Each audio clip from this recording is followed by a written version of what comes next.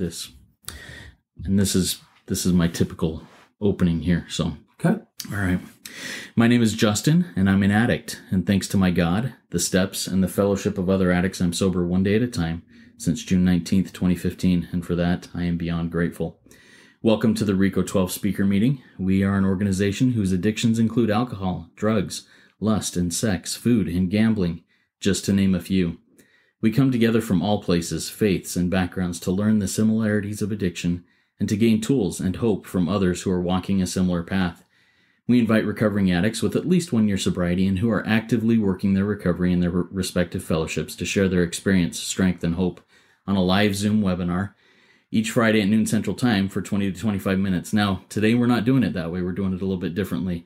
I'm sitting down here live with our guest, Brock Bevell, who is going to share an amazing story with us, and I'm really excited and grateful to do that. I'm actually in Arizona today rather than in Washington, and he lives here, and we were able to make this happen face-to-face. So it's going to go a little bit different than normal meetings, but it's going to be awesome. But typically, after that 20 to 25-minute share from our guest speaker, we then, the live audience, get the opportunity to ask questions of that speaker for another 20 to 25 minutes. Now, if you're hearing this meeting in recorded podcast form and would like to participate as a live audience member in the future, please go to RECO12.com, that's RECO12.com, to learn more and submit your email address there to receive weekly invitations. RECO12 is a self-supporting service, and we appreciate your help in keeping us working our Step 12 in this manner.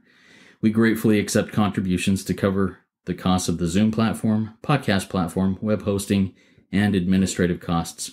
To contribute, you can go to RECO12.com/support, or you can click the link to PayPal in the show notes. When you contribute, please specify the meeting number. This is meeting number 53. Last week's meeting was with Naika, and she spoke on being a multidisciplinary addict, and her delivery was powerful. If you missed hearing that very moving meeting or any other meeting we have done, you can listen to them in podcast form by searching for RECO12 Speaker Meeting Podcast on virtually any podcast platform that you use, or you can go to the RECO12 website and find it under the link podcast. All right, one more word about our speakers before we introduce today's speaker. When we line up a speaker for a meeting, we ask them to seek guidance on what and how to present so that they can reflect the light that they have been given. That light will in turn inspire hope, meaning, worth, and growth in us, the listening audience. Now, let's introduce our guest speaker for today, Brock Bevell, who will be speaking to us on his experience on addiction being hard, recovery being hard, but our higher power making it possible. And here's a little bit about him.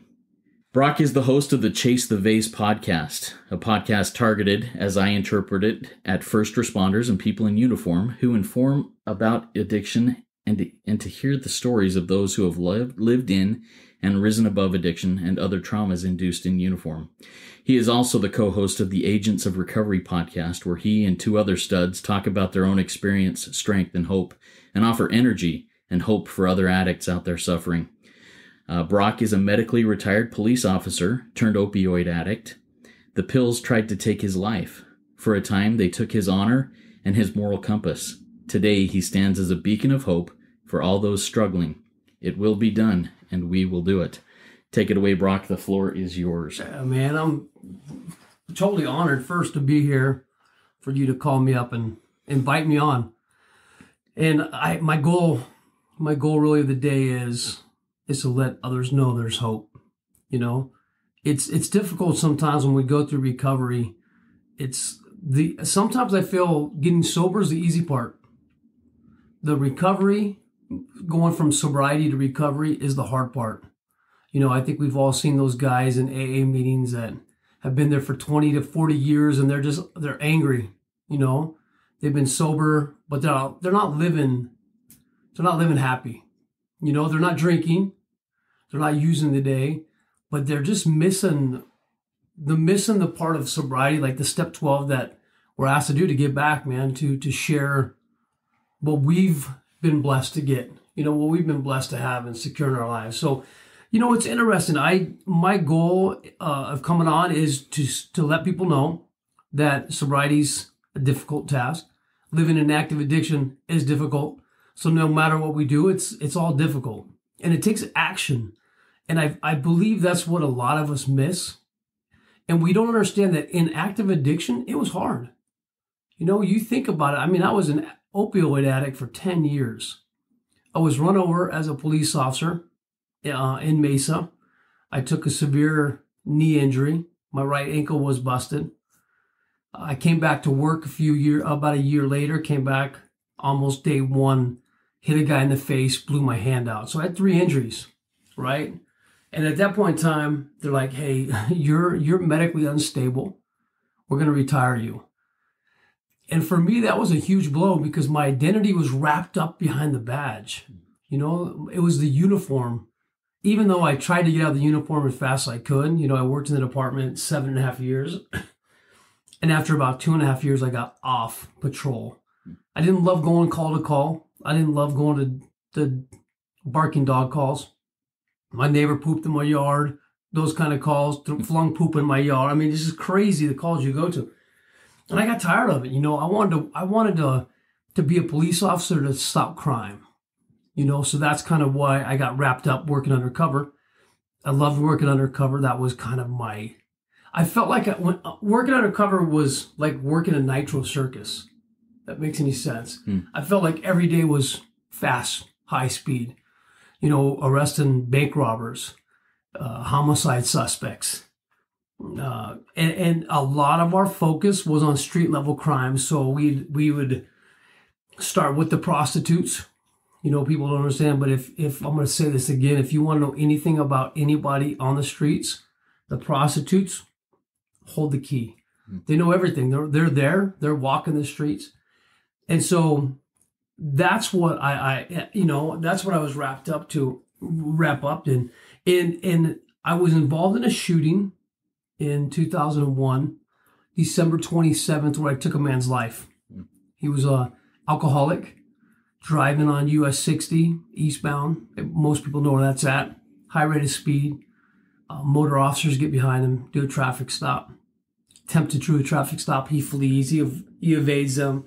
Gets into a pursuit all the way to Apache Junction, flips it back around, and pulls into Glen Cove right over here by Mountain View High School, and makes a deadly decision where he tries to get out of the cul-de-sac. We come in, we fan out, we do a traffic stop, we do a felony stop, and I was the car that was right in front of him, and my door was open, and I remember him getting out of the car. He had a knife in his hand, whatever, wielding it, and we had a team that went up to him. They had a shield. They were trying to take him down.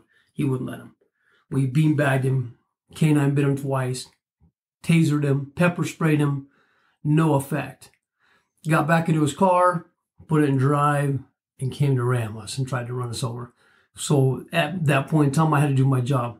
You know, I had to go into action, and I killed him on the spot. 2 shots right through the windshield, AR-15. And it was hard. You know, I remember when we pulled him out of the vehicle, I was angry.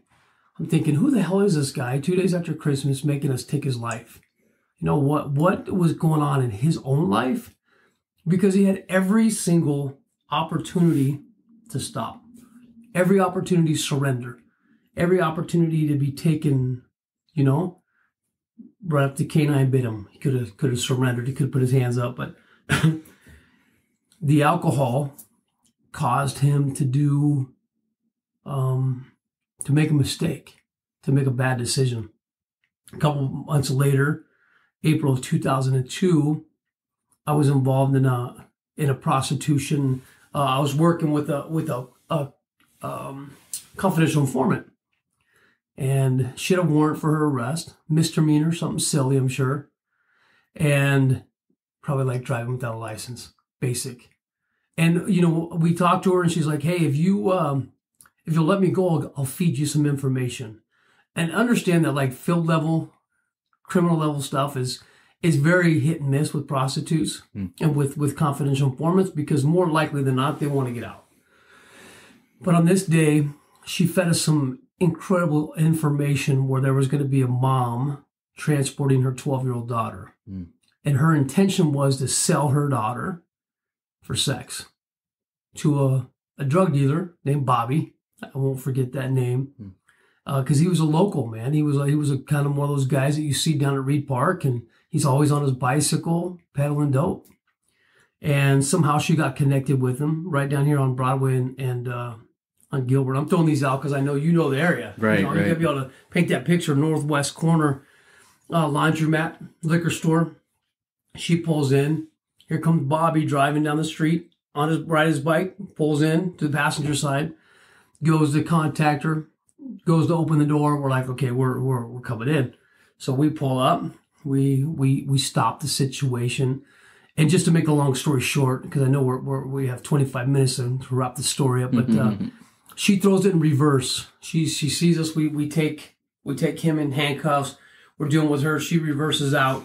She runs my partner over. He falls, runs over his back, breaks his back. Catches my right ankle under the tire. I go to snap out. I go to pop out, breaks my ankle. Try to engage my left foot, to balance me. But she hits the inside of my knee and blows it out. She reverses out and hits a median and gets her tires wedged in this median. And we were able to get up, go after her. And it was the same situation. There was dope in her car. And I'm a dad. I have 4 daughters and a son, And I'm thinking to myself after coming to, I was in immense pain. But I remember the anger I have had for that lady. Cindy was her name. But I remember the anger I had because I'm thinking, as a father, how do you get to a point to where you're willing to trade your daughter? What level are we at for these drugs? So let's fast forward. Because of my injury, I went to the doctor, got prescribed opioids. And at the same time, the decision to medically retire me was coming up. Sat on the board. I'm unstable. My knee's not back. So they retired me. So it was at that point that I kind of started self-medicating. I noticed that if I took the medication, I felt better. Had more energy. I was better. At least I felt like I was a better husband. I felt like I was a better father. But I know I wasn't. But it was a lie. And so what was interesting is I look in my life and those two people, those two individuals, the drunk, the alcoholic, and the lady that was prostituting her daughter, I was becoming that. I actually became that. 10-year addiction. And it's just, I look back at that and say, I understand. I have empathy. I understand what they were going through at that time. And it was difficult, man. So it took 10 years. I went through a withdrawal process. I went through a process in my bathroom where I'll tell your listeners, probably the biggest mistake I ever made in my life. I woke up, my alarm went off, went in the bathroom like I did a lot of times, took an opioid. And when I shut that medicine cabinet, it shined into my room. And I had done a ton of search warrants in my life, probably, hundreds. And when it glimpsed into my room, I saw a crack house. And I'm thinking, man, you are a crackhead. You're turning in. That's what you're doing, man. And so, of course, I got pissed off, opened my cabinet back off, grabbed all the opioids and dumped them. That's not the way to withdraw. That's not the way to come off drugs. There's a better system, a better way. Go get medical treatment. Let somebody help you. But I was hard-headed and I dumped them. And then I realized, that's it, man. I got to live with this. And it's time to, I had talked about it. I'm sure in your stories the same way. Nobody wants to wake up and be an addict. We don't want that. But I was stuck. And that's what my life had turned into. So 7 days in the bathroom. And that was my pivot point. That was my rock bottom. That was where I needed to shift my life and to change it. And so that's what I decided to do. And now that's why we're here talking, man. We're giving back, sharing our stories with other people. Yeah. So as you went through that, and thank you for sharing all that information and those details, man. I really appreciate it, Brock. But as you go through that and look back at it, where did you see? Now let's talk about the recovery part being hard. So we talked about the addiction being hard. And that awakening, looking through the mirror and you're seeing the crack house in your own house, that had to be shocking. even though you were probably a little hazy with everything, just a moment of clarity happened. Yeah. Now, why is recovery hard? Because, I mean, for me, it was 10 years. 10 years of crap. 10 years of destroying the people around me. 10 years of destroying myself. You know, the biggest battle I took on was a spiritual battle. You know, and I'm going to tell your listeners, this is kind of an insight. When people talk about recovery, they talk about mind, body, spirit, right? As a whole, they're like, hey, you got to fix it. Well, unfortunately, most of us only work on our body because it's easy, right? Transformation. Yeah. Like, you give me 30 days, I can look better. You give me 30 days in the gym of good cardio and eating right, I'm gonna lose weight, right? But how do you gauge that spiritual and mental process? And I felt like I would take 2 steps forward and 5 steps back in recovery because I was trying to make amends with my kids. I was trying to be a good father. I was trying to be a good ex-husband, you know, and it never works. And so for me, fixing those character flaws, it was easier to stay high. You know, because I didn't have to worry about that crap. If I, and I thought that a lot of times, if I just go back and use, then I understand that my life is different, but I don't have to face it. I don't have to face the music of what I destroyed. And I believe a lot of people quit before that magic happens, before they get through all that crap, right? Of rebuilding and rebranding who they are. It takes some time. That's for me was the hardest part. Yeah, I find so many people, and I'm going back to the steps of recovery here. So many people, well, quit before they even start. And a lot of people quit after step 3. Hey, I feel good. Yes. A lot of people quit during step 4. A lot of people quit in the step 8, 9, amends making process. This is too hard. And then a lot of people, I graduated. I'm good. I'm done. I'm good. Oh, I hate that word. I'm good. I got this. I got this. Red flags right there. So mad. Yeah. So why does I got this? I'm good. Why does that drive you crazy? From maybe your own personal experiences. How many times did we tell God, okay, if you just get me through this tonight, tomorrow I'll be a different guy. Every time. That deathbed confessional, man, I just don't want to be here. And it was real at the time. Yeah. It was real. Like, I didn't want to be that guy. But as soon as I was able to get that pill back in, I felt better. Although the pain went away. So that's just it, man. It's that you have to change everything about you. Everything. And I hate when people say change your people, places, and things. I don't agree with it. I don't agree with it because wherever you go, there you are. We know that, right? So wherever you go, if you haven't changed that mental psyche, if you haven't met Christ, right? If you haven't had that spiritual awakening, whatever your spirituality is, then you're doomed to repeat the same behaviors, right? If we haven't changed, if nothing changes, nothing changes. Right. Just because I changed the sheets on my bed doesn't mean it's not dirty. Right. Doesn't mean the mattress isn't still a piece of garbage. Yeah. It hurts my back every night. Exactly. Or whatever. Yeah. We put a facade on recovery. If we look good, people are like, he's doing good. But that internal battle, that what goes on between that 6 inches from ear to ear is what takes a lot of us out. Yeah. So addiction's hard. Recovery's hard. Our higher power makes it doable. You talked a little bit about your higher power, about Christ, meeting him and doing the whole, I like the phrase, a mighty change of heart. Yeah. This massive shift in my persona and my whole being. So tell us a little bit about your shift. What happened there? So my shift happened in the moment of surrender. When I was in my bathroom, when I threw my pills away, I had 7 days. The first 3 days, I had thrown up everything on my body. I was sick, man. I was withdrawing. My bones felt like they were brittle, like I was gonna throw up. And it was gonna come out my mouth. Like I mean, it was that bad. It hurt. I pooped all over myself. I mean, this is real talk. Right. I was urinating everywhere until I didn't have any more food in me. Right. And then I was just like, oh my gosh, dude, I'm gonna die here. And I remember having a prayer, saying, okay, God, listen. And that's how I started it. And I'm like, oh, here we go. I was like, okay, God, listen.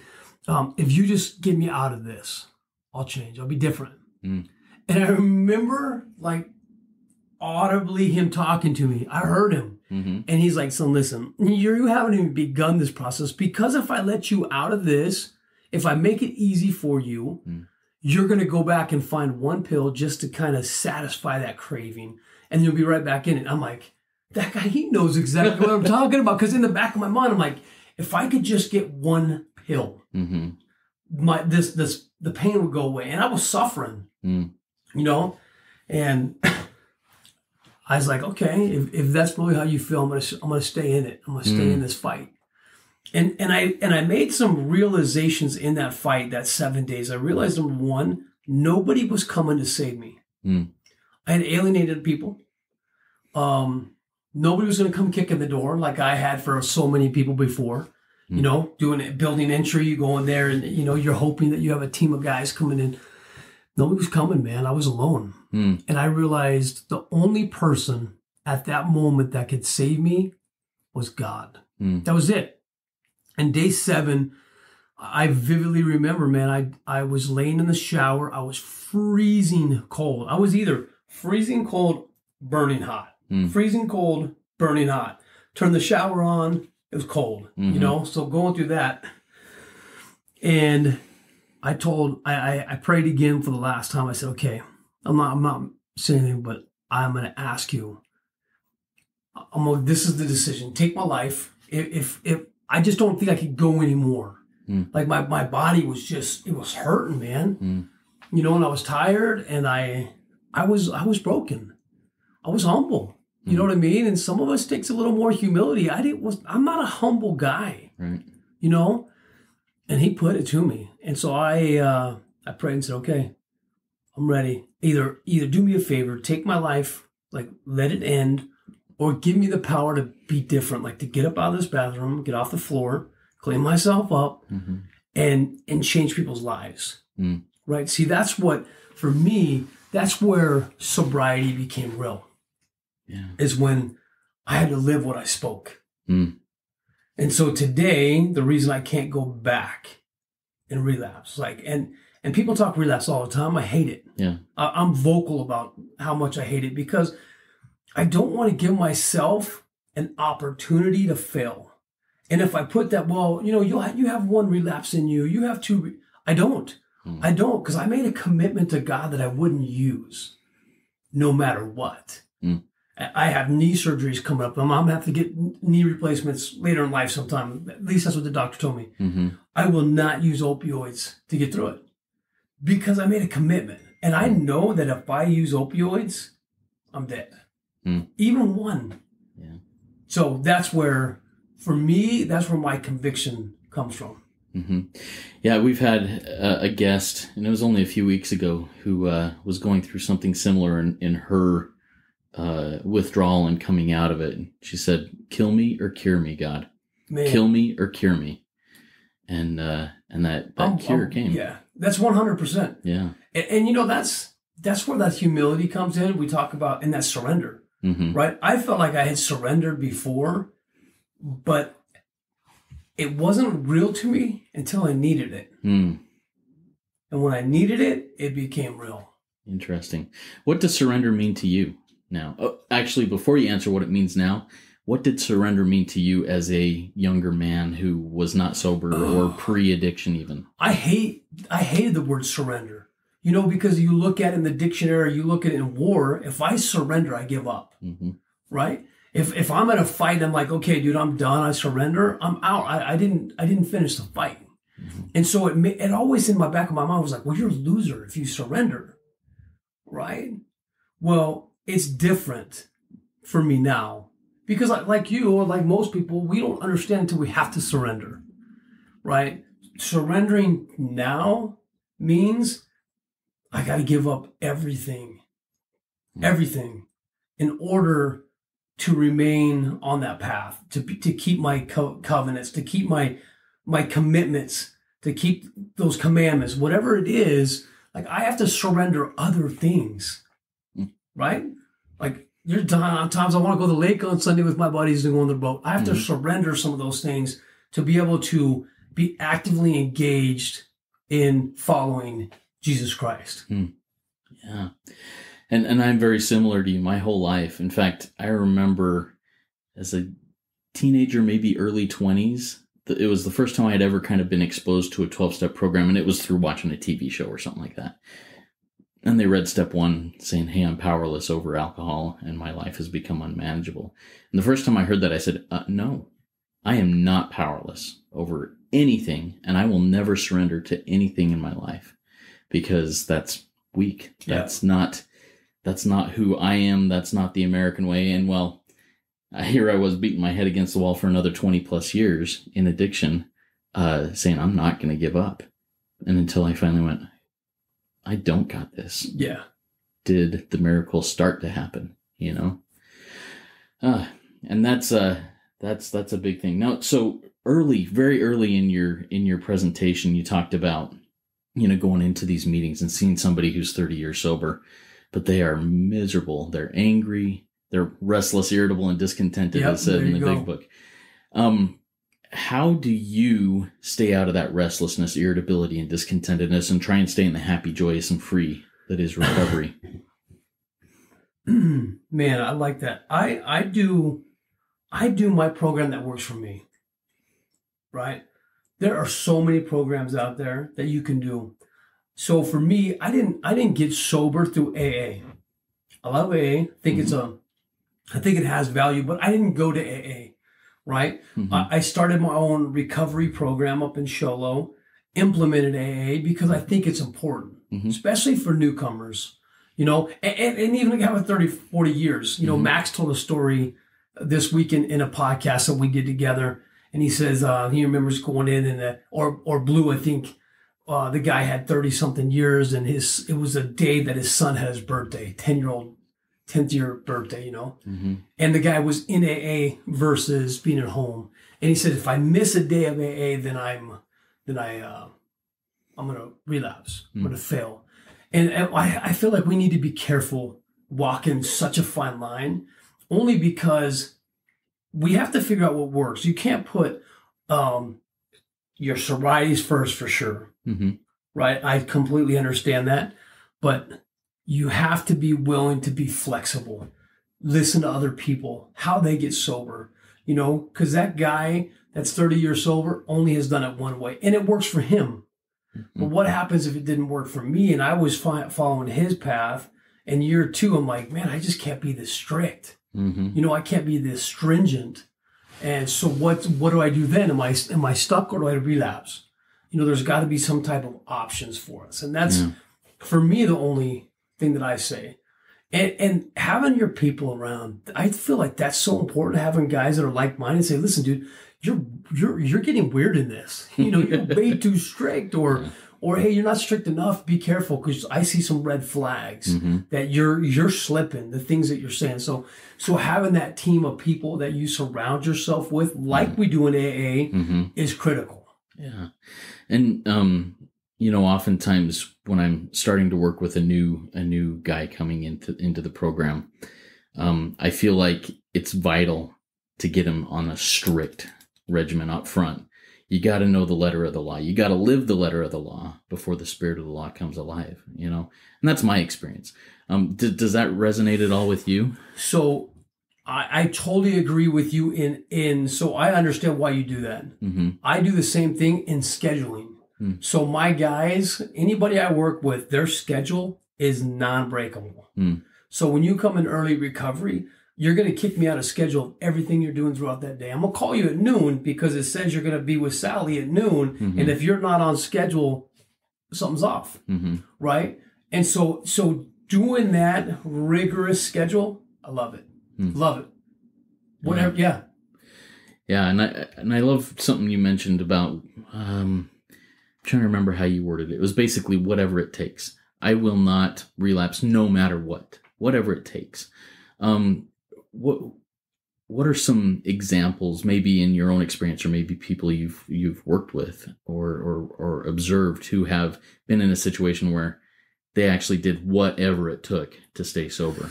Ooh, man, I've had men that have cut relationships off. They've cut a mom off.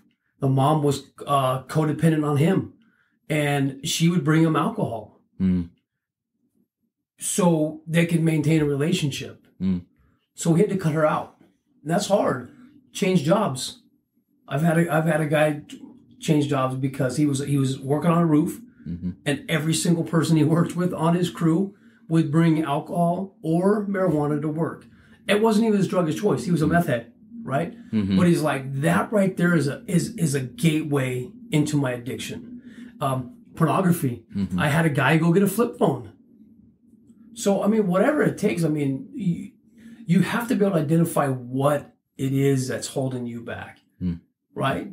And so if your pornography is coming on your phone and you can't stop, go get a flip phone. Cut it out. Yeah, cut it out.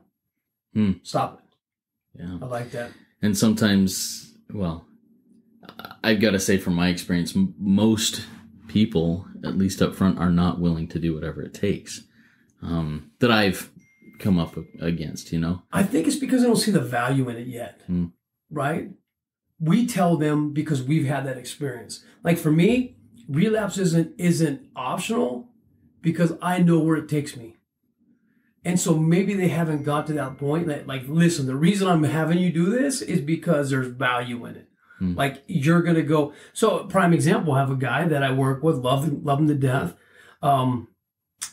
He had 42 days sober, had a bad moment at work where a guy said something that really, in the grand scheme of things, didn't matter. Took it to heart, bought alcohol, drove home, and got in a physical altercation with his wife. Went to jail. We know that happens.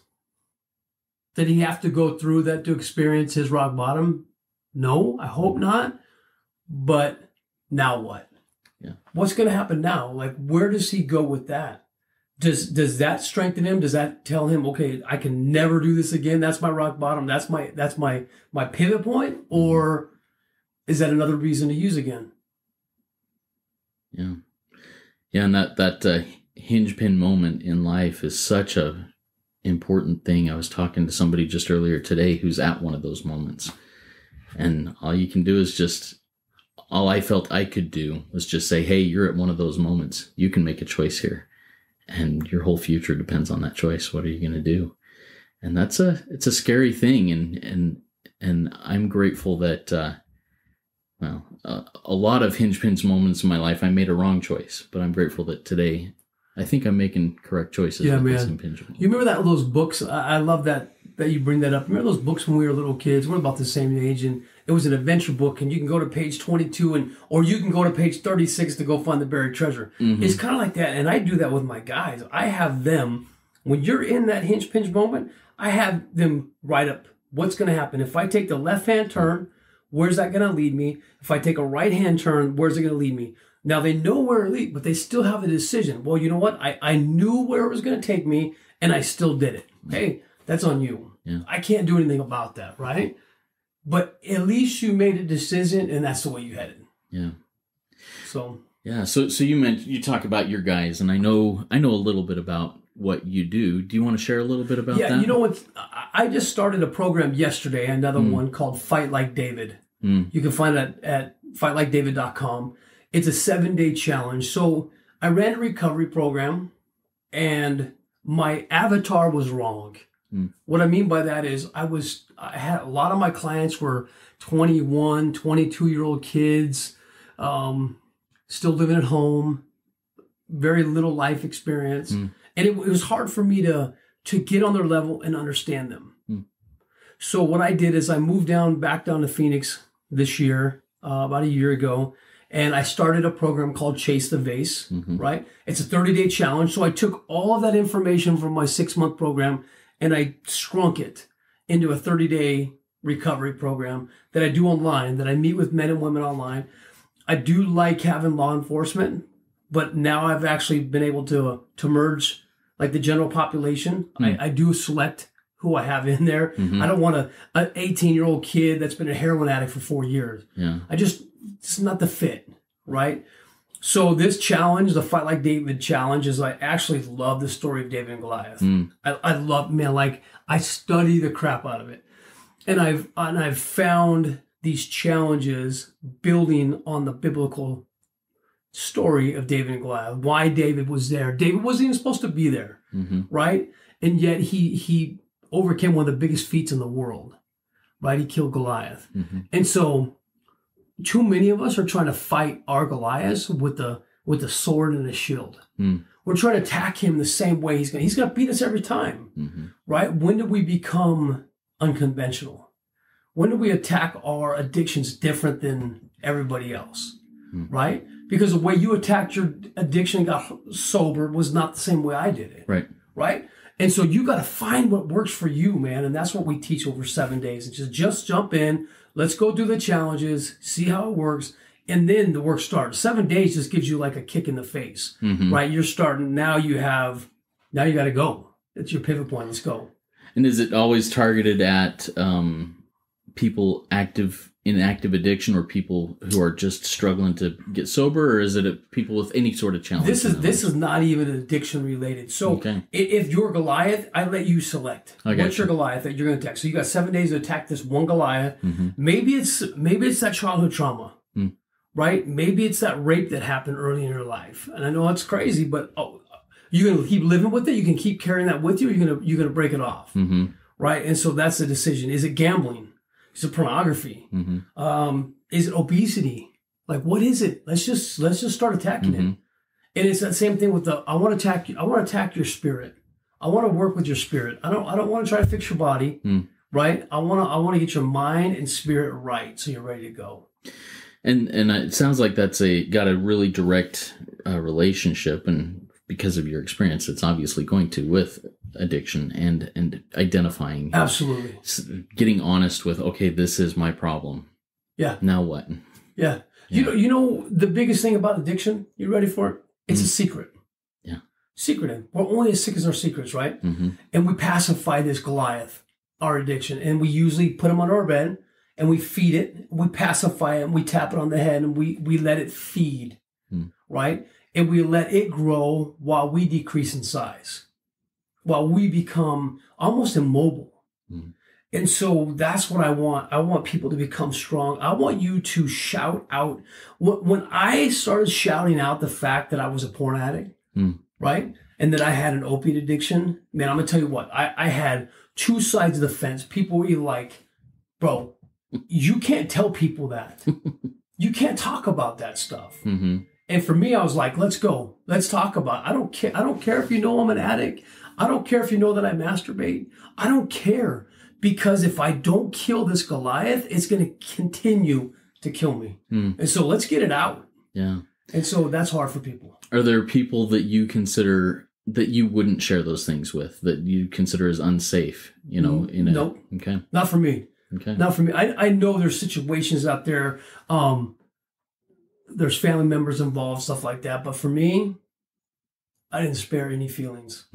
Because for me to become healthy, I had to get it out. I was like a bottle cap ready to just blow up. And once I got it out, it was like, okay, now I can heal spiritually. My problem was I always felt unworthy. As a kid growing up, I hated advancements in our church because I was never worthy. Yeah. I'm like, oh my gosh, how do I tell the bishop this? Or how do I tell somebody that I'm struggling with this? What do you do? Yeah. And so for me now, I'm like, let's just talk about it. Let's get it out. So I want to sit on that for a minute, the unworthy thing. In my experience, that has to do with my perception of who my higher power is, who God is.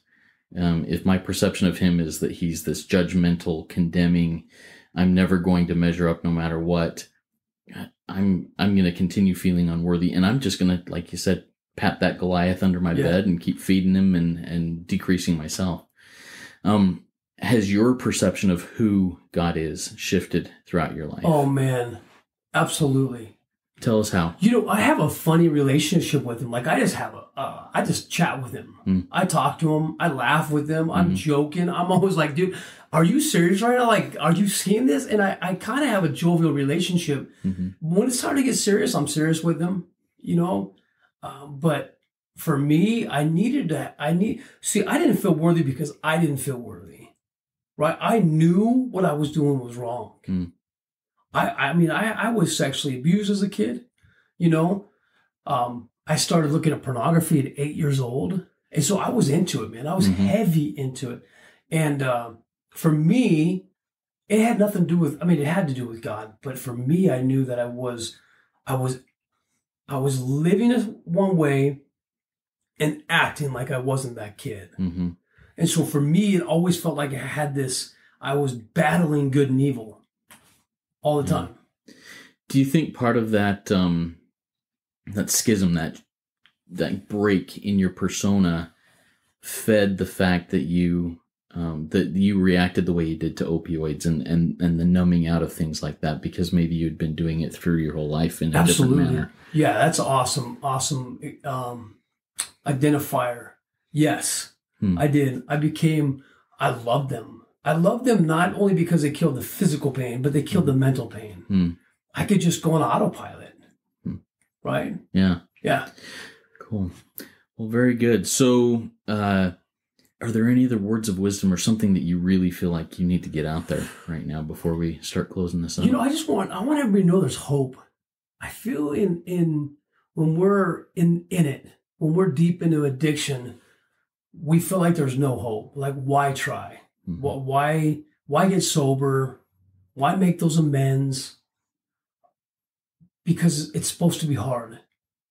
So the invitation that I would give, and I'm sure you give the same invitation, is just be proactive in your recovery. Do something today that's gonna push you forward, right? It's easy to stay in it. It's easy to stay in active addiction. It's comfortable. And so my invitation would be get uncomfortable. Like, step outside yourself and challenge yourself to be different today. Because you start developing those wins, you look back and be like, man, I've come a long way. Let's keep going. Yeah. So as you develop this, what is the next good thing or the next right thing in your path that you're going to conquer? Me? Yeah. Oh, man. I have this podcast, Chase the Vase. Like you said, I have a podcast with Blue and Max. I want to have a bigger voice. I want to share it on a bigger stage. I think there's so many people out there that are talking about recovery, but I don't want to say they're doing it wrong. How do you say it without offending people? I just want to have a bigger voice for that people can look at us and say, hey, if those guys can do it, we can do it. I'm sure you feel the same way. I want to share with people that it's possible. You can do it. And that's a lot of my story too, is I found that mighty change of hope. I found the light, the happy, joyous, and free, and the peace. It's like, dude, I have to share this with others. It's actually, I call it a covenant. Step 12 to me is a covenant. Yeah. Step 3 is a covenant to me, and step 12 is a covenant. I have, had this mighty change of heart. I've had this spiritual awakening as a result of the steps, as a result of my higher power. Now I get to share it. Yeah, I love now that. I get to practice these principles in all I do. Imperfectly, absolutely imperfectly. But what a beautiful thing it is to do that. And that's one of the reasons that I shifted from previous podcasts into what I'm doing now, because it's just so, the voice is there. And then hearing other people like yourself and others that I've talked to that just rock my world and rock the worlds of others who are like, if that bozo can do it, so can I. Well, I just wish we could align. You know what I mean? There's so many of us out there, and hearing people's voices is the best part. Hearing your story, because your story may resonate with somebody else. My avatar is not your avatar, and that's why I honestly think God has handpicked a lot of us. And this is our journey. We've got to do it. Yeah. Awesome, brother. Well, I really appreciate your time here. I'm going to do a close-up reading and then we'll have the prayer from the heart that you said that you'd like to offer there at the end. All right. Thanks again, Brock. That was a great RECO12 weekly speaker meeting for all addicts and those wanting to learn more about addiction and the recovery therefrom. Grateful for the time you spent with me and answer the questions that I posed to you there, Brock. We invite you, all of our audience, to come back next week. Our guest speaker next week is Mike C., a member of SA with over 37 years sobriety, whose topic will be Urgency is the Enemy of Recovery. I find it really interesting, but I've heard this guy speak, and he blew my mind. I'm real excited to get to sit down with him next week. Now let's launch off into the rest of our day with a prayer from the heart that Brock has offered to give. Father God, we come to you. We ask for your strength. We're blessed to be in this room. We're blessed to be involved in addiction recovery. We're thankful for your grace, your mercy, and for your Son, Jesus Christ, and for the sacrifice that he bestowed upon us. And we're blessed. We're thankful for the atonement, for the ability we have to change and be different, to alter the course of our lives, Father. And we say this in the name of Jesus Christ. Amen. Amen. Thanks, Brock. Keep coming back, everybody. It works if you work it, so work it. You are worth it.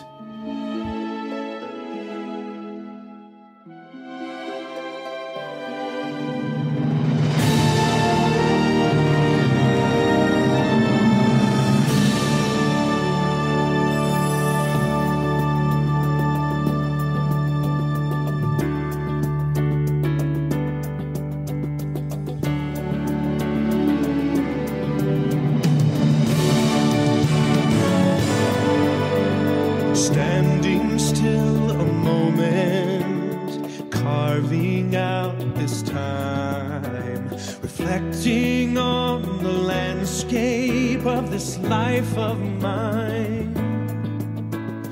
Peaks too high to conquer, streams too wide to cross, troughs too deep to walk through without incurring loss. Yet here I am, still standing tall, despite the rough terrain. One like me survived the storms and walked through wind and rain. Still standing, I will fight the good fight, still searching for glimmers of